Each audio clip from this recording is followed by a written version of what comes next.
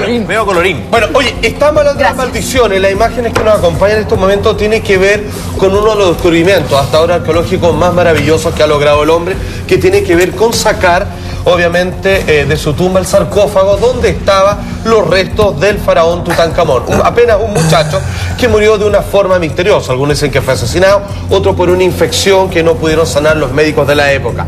Pues bien, ¿qué es lo que ocurre? Tenemos a Lord Carnarvon, que es el hombre que dio con este descubrimiento.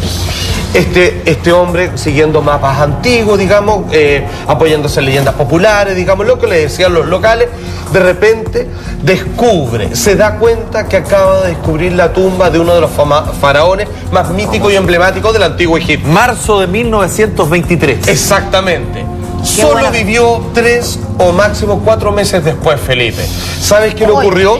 Este hombre, que era carneperro, es un arqueólogo, piensen en Indiana Jones, un hombre que se mete en países exóticos, no teniendo las vacunas adecuadas, contrayendo todo tipo de enfermedades después que el hombre era capaz de expulsar con su propio sistema inmunológico, de pronto lo pica un mosquito que le llama la atención, fíjate, porque fíjate que él lo tiene en la cara y él lo deja estar, le dice, ay, sácame la foto, así que divertido, mira un mosquito. El mosquito se va, pasa al olvido y un día este hombre rasurándose, obviamente como navaja, como obligaba de rigor en la época los machos recios, se pasa a llevar la herida. Nadie se explica por qué, porque es algo bastante común que uno se pasa a llevar, y el típico el papelito confort que uno se pone. Exactamente. El hombre murió de una infección fulminante que nadie pudo detener. Se provoca esta infección y a los días este hombre falleció de golpe y porrazo, que todos trataban de dar una explicación que era por la infección de esta picadura de mosquito, siendo que los picados fueron todos, pero nadie más se vio afectado como el descubridor de la tumba de Tutankamón. Todo, o sea, el pasado por todo. En esa época, fiebre extraña, digamos, en países que no correspondían a la zona de seguimiento, por una tontera, por afeitarse. No es menor el caso de su hermano. Comienzan a excavar la tumba de Tutankamón y está la piedra final, vale decir, una vez que la derriben, al otro lado va a estar el sarcófago con el joven faraón. Llegan al final y Lord Carnarvon, el que murió obviamente por la afeitada, le dice a su hermano, venga para acá, agarra esta picota, usted tenga el honor, pégale un tortazo, digamos, a esta muralla y bótelo. Lo bota y todo, aplaudió toda la cuestión. ¿Qué pasó? Este hombre volvió a Londres y 2 días después de que muere el hermano, este tipo de repente le viene una enfermedad, una fiebre, viejo, que nadie pudo explicar. Fulminante. Y en su cama, postrado, sin que nadie pudiese hacer nada, ni bajarle los no sé cuántos grados de fiebre que lo atacaron, digamos, obviamente murió. Ahora, esto no termina aquí, porque ellos estuvieron cercanos. De hecho, hay una teoría que dice explicar por qué toda esta gente murió, pero claramente no puede explicar por qué murieron los siguientes personajes. Oye, pero pero con la guata más. ¿Quiénes son ellos? ¿Cómo murieron? Bueno, yo le digo, espérenme un ratito así porque tenemos mucho. No, nada que ver. No. Salfate, por favor, no. Le llegó la bendición a Salfate. No, perdón. ¿Podemos seguir y no ir a comerciales? Yo le pido. ¿Se puede o no? ¿Se puede o no? Sigamos. Ya, Pablito, okay. Se puede, ya. Estamos, se puede esto. Bueno, ok. Ay, Salfate, tú tan huevón. Antes quiero leer. Antes quiero leer lo que estaba inscrito, obviamente, en la tumba de Tutankamón. Dice así, abro comillas: la muerte, sin perdón, golpeará con su arma a aquel que turbe el reposo del faraón. O sea, sin perdón ni olvido. Tú te metes acá, tú interrumpes su sueño eterno y sonaste. ¿Saben qué ocurrió? Cuando finalmente trataron de investigar, y hasta el día de hoy, pero se barajan una cantidad tremenda de teorías, porque todavía no logran dar con la explicación de las muertes de estas personas. Le han hecho exámenes de ADN, de los pocos y nada de resto que quedan de las personas.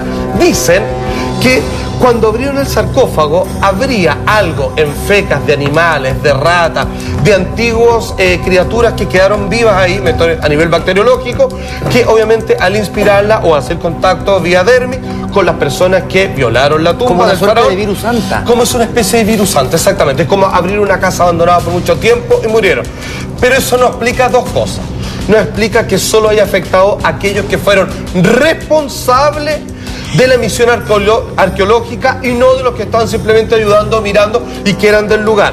y tampoco explica cuando esta exposición, que obviamente fue llevada a Europa y pasó por Inglaterra, pasó por Francia, ¿saben qué ocurrió con los directores de los museos? Y solo con los directores. ¿Qué? Murieron una vez más de una insólita fiebre que nadie pudo explicar, y solo los directores, vale decir, aquellos responsables que abrieron las puertas, aquellos que tenían el poder de decidir si la tumba del faraón era exhibida o no. No los hombres que barrían al lado de la tumba, aquellos que eran encargados de asear, digamos, el sarcófago, sino aquellos que tomaron la decisión de exhibir el cuerpo posterior a la exhumación, obviamente, del cadáver de Tutankamón. Y que buscaban lucrar de alguna manera. Y que buscaban lucrar, obviamente, con el linaje de los grandes monarcas del antiguo Egipto.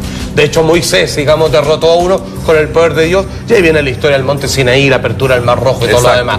O sea, cargado de mitos increíbles. La maldición, como les digo, aún no ha podido ser explicar. La única que se baraja como patente, porque en estas cosas hay que dar alguna respuesta, es la de esta bacteria que había estado encerrada, pero no explica por qué afectó a algunos y a otros no, y por qué a los que toman decisiones respecto al sarcófago en sí terminan muriendo fulminantemente, y algunos dicen que hasta el día de hoy hay problemas con la tumba de Tutankamón. ¿Tiene una relación sintomática esto en los dos hermanos? ¿La fiebre es parecida? ¿Los síntomas son parecidos o son solo dos fiebres distintas? Mira, yo te diría que no se puede decir que es la misma porque no se sabe el origen.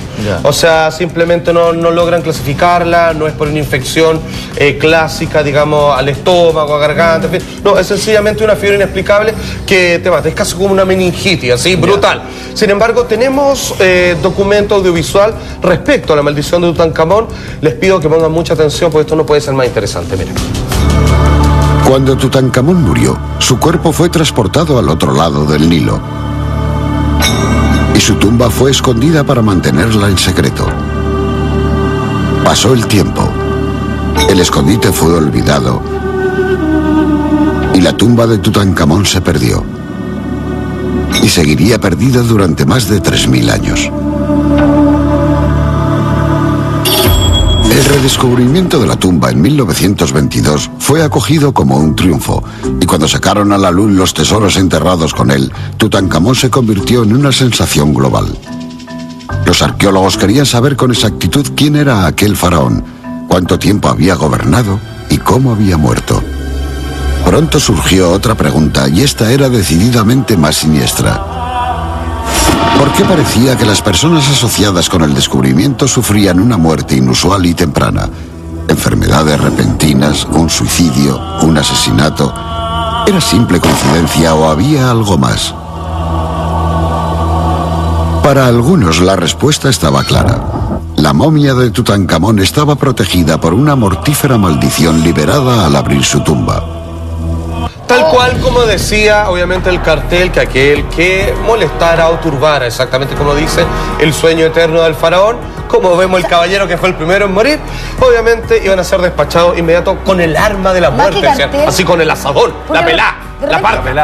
Es una especie de epitafio, un cartel, en realidad es una profecía finalmente. Exactamente, es como una advertencia. Claro, es como cuidado con el perro, es como no cruce, dice claramente dijimos eso. Que cualquier persona. Sin embargo, ellos violaron la tumba y ya ven los resultados. ¿Ha vuelto a suceder? Ha vuelto a suceder, dicen. No tengo detalle específico, pero dicen que aquellas personas que siguen de alguna manera tratando, digamos, y decidiendo respecto al transporte de este sarcófago, generalmente les cae alguna mala suerte de frente. ¿Y qué pasó con la película, Salfate? Bueno, aquí viene una cosa maravillosa. Para todos los amantes del cine de terror, este clásico de los años 80 va a tener un remake. Estoy hablando de Poltergeist.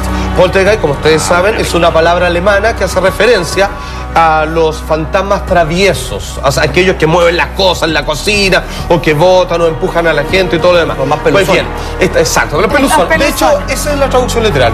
Fantasma, peluzón. Exactamente. Pues bien, fíjense que este clásico, que fue producido por Steven Spielberg y dirigido por un maestro del cine de terror, Tobe Hooper, estuvo también cargada de maldiciones. La historia, que es una historia que se viene repitiendo incluso en nuestro país, donde compran un terreno barato porque ahí habían sepulturas indígenas.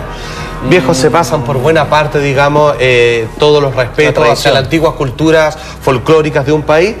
hacen casa y obviamente los fantasmas de los que ahí están sepultados no descansan en paz y comienzan a molestar a toda comunidad. En el caso particular de esta película, a una familia que se comunican a través de una niñita. ¿Por qué Poltergeist no es casual en su investigación? Es porque al parecer estos fantasmas traviesos ocupan el exceso de energía que tienen los preadolescentes y los niños, obviamente, y se nutren, digamos, de esta vitalidad para manifestarse. Bueno, fíjense que hay una maldición respecto a la película y ya hay una nota que lo explica. Atención, esto pasó a todos los que en ella participaron. El film, dirigido por Tobe Hooper, está considerado como uno de los más terroríficos jamás rodados por varias listas de películas de miedo estadounidenses. La cinta siempre ha estado perseguida por una especie de maldición traducida en diversos sucesos dramáticos que acompañaron el rodaje. Lo más alarmante es el número de miembros del equipo que fallecieron durante los 6 años que pasaron desde que se inició el rodaje de la primera hasta que culminó 6 años después con la tercera parte. El actor Will Sampson murió en 1987 por complicaciones tras una operación de corazón. Su compañero Julian Bell lo hizo en 1985 debido a un cáncer de estómago. Dominique Dune, que interpretaba a Dan en el film original, murió con solo 22 años estrangulada por su exnovio. Para sorpresa de todos, la niña protagonista de la película, Heather O'Rourke, falleció de una parada cardíaca tras un error médico al ser diagnosticada con una enfermedad que no tenía. La pequeña que había participado en las 3 películas tenía solo 12 años. La película se declaró definitivamente como maldita. Casi muere un niño por culpa de un fallo mecánico en los payasos de juguete. Al parecer uno de los robots tenía que detenerse antes de llegar al joven actor, pero no lo hizo y estuvo a punto de asfixiarlo. Para colmo, una de las actrices se sintió mal, lo que provocó una parada en el rodaje. Pocas horas más tarde recibió una llamada en la que le informaban de que su madre había muerto. Muchos opinan que utilizar esqueletos de verdad en el rodaje pudo crear una mala energía que desencadenó en varios sucesos dramáticos. Obviamente, maldiciones surtidas sufrieron todos aquellos que participaron en el rodaje, tanto delante como detrás de cámara, de la película de Poltergeist, que para todos los fanáticos del terror ya se viene un remake que dicen que es espeluznante. Del terror. Se viene uno, del terror. Bueno, fíjense que obviamente hay una maldición que a mí es la que más me fascina, porque bueno, de pequeño yo hice muchas artes marciales y yo era un fiel seguidor de Bruce Lee. Cuando él muere y comienzo a leer el libro de su biografía, yo hago un calce que posteriormente, con la muerte de su hijo Brandon Lee, digo, a ver, acá hay algo que es increíblemente coincidental y que tiene que ver, parece el producto de la maldición. Si usted no lo sabe, Bruce Lee, que es uno de los grandes artistas marciales de todos los tiempos, que inventó su propio método de lucha, el Jeet Kune Do, que significa el camino o la vía del puño que intercepta, que es una simplificación del Kung Fu, algo muy concreto. Él además fue titulado en la Universidad de Seattle en filosofía, no era un cabeza de músculo, era un hombre intelectual que trataba de llevar la filosofía oriental al mundo de Occidente. Es casi un embajador cultural como no existió más. ¿Cuál es el problema?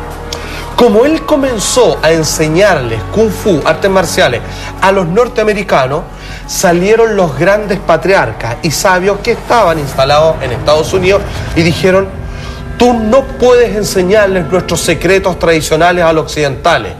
Ellos nos tienen como ciudadanos de tercer nivel, ellos no ocupan, obviamente, para pegas, digamos, que ellos desprecian. A los ciudadanos del Imperio Yanqui. Exacto, se burlan de nosotros, claro, cuando nosotros tenemos miles de años de tradición. No vas a ser tú quien más encima les regale el secreto de nuestra lucha, producto del budismo chan y todo lo demás. Y él dijo, hagamos una cosa, yo reto al mejor luchador de ustedes, ahí estamos viendo al padre a la izquierda y a la derecha su hijo Brandon Lee. Le dijeron, te retamos una lucha. Si tú vences, Bruce Lee, tú puedes enseñarle al que quieras. Si nosotros ganamos, tú no le enseñas a nadie más. Bruce Lee, con el método que había inventado, logró vencer, obviamente, al hombre que los patriarcas, exacto, que le habían colocado. Claro. Y aquí viene lo complicado. Dice la leyenda y un mito que no se puede confirmar del todo, que le pegó con un famoso golpe que es conocido como la palma de hierro, que es un golpe que se pega en el pecho y que va directamente a afectar parte de los órganos internos y que en un plazo determinado comienza a deshacer parte de tus funciones, digamos, de órganos como hígados, digamos, pulmones, etc. Y hasta llegar el golpe parecido de la película Kill Bill, exactamente. Thurman le pega. De hecho, no es por nada. David Es un Carradine. homenaje. Exactamente. Es una cita, claro. Es un golpe. Bueno, entonces él sabe que está afectado por este golpe y sabe que cualquier cosa puede pasar. No es casualidad, entonces, que él comienza a dedicarse más a la meditación, tratar de sacarse esto. ¿Cuál es?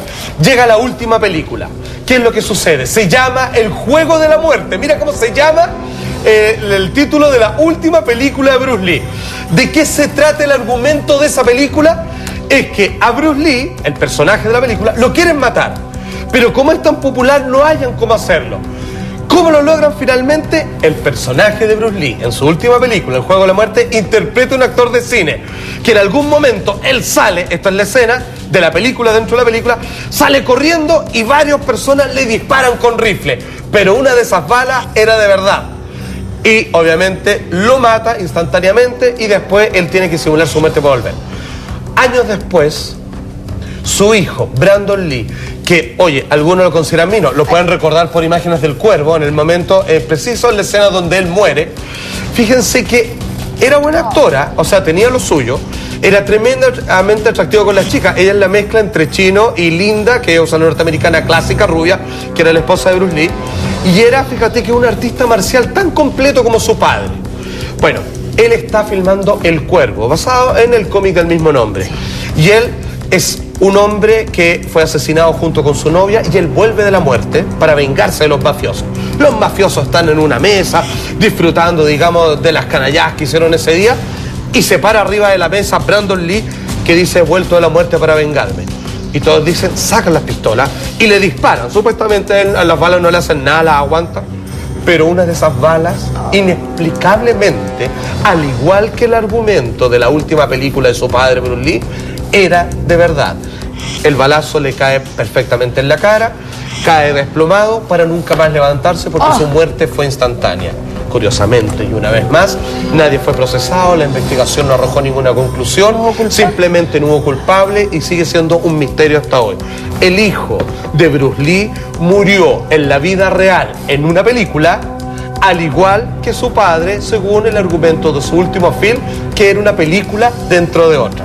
O sea, viejo, se le van a parar los pelos. Sí, o sea, sí. es una cosa realmente escalofriante. O sea, si eso no es una maldición. Ojo, en la biografía se ve, el papá de Bruce Lee pensaba que su hijo, cuando nació, asentó el Feng Shui, que su hijo iba a ser muy famoso, pero que tenía una maldición, él decía, que lo iban a perseguir, que le iban a hacer la vida imposible y que lo iban a matar de mala manera. Eso lo sabía y está en la película Dragón, interpretado por Jason Lee.